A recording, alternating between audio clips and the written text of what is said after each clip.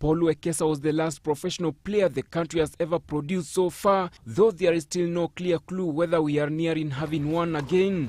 The Kenya Lawn Tennis Association, through its Secretary General Mwombe, in an interview with GBS Tv, revealed that the establishment of professional tennis player has been brought down by 3 factors, one of them being lack of public interest in the sport, triggered by emphasis of academics in school and parents, that has resulted in lack of tennis playing population of at least 40,000 that is required to bring about a wide choice of developing players at higher levels. At a junior level, the education system is not friendly to sports. Kids are being pushed to do tuitions even during hours when they're supposed to be playing sports.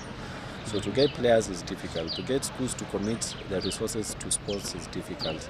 And I believe what the Minister for Education is doing is very good for sports.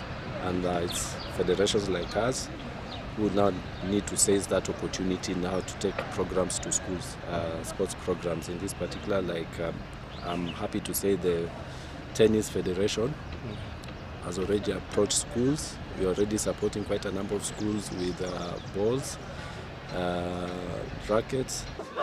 About 2 weeks ago, Sadili Oval Tennis Academy hosted one-time world number 11 women tennis player Anne Guarent, who noted that the rate of developing tennis in the country and Africa in general was limited due to a lower population that play tennis, thus bringing down the industry altogether locally. Well, I think that the numbers are nowhere near what they are in other countries.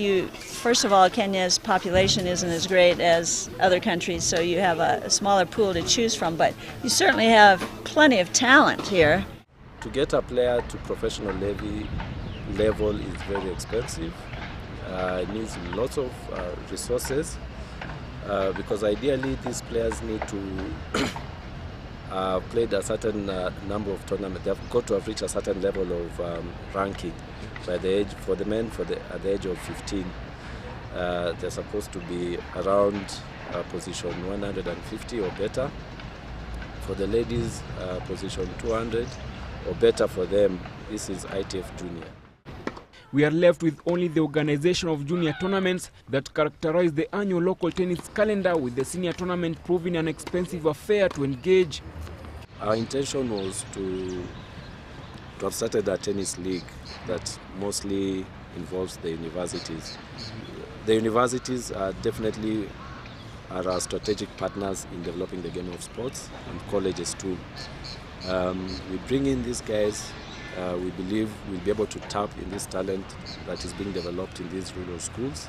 Africa has a challenge because it's far away from the major tournaments. Europe is a long ways away, the US is a long ways away, South America is a long ways away.